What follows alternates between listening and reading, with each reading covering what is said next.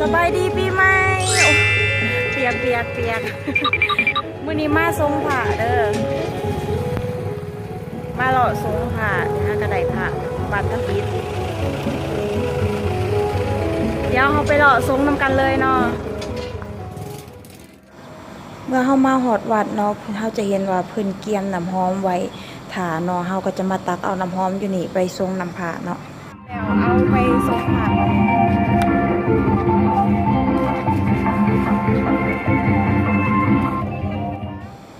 ตอนนี้ไว้บ่ได้นุ่งศีลเนาะเพราะว่าไว้ไปต่างแขวงแล้วบ่ได้ถือศีลไปนะแต่ว่าการนุ่งถือเฮาก็แบบนี้ก็ได้บ่เป็นหยังขอเพียงว่า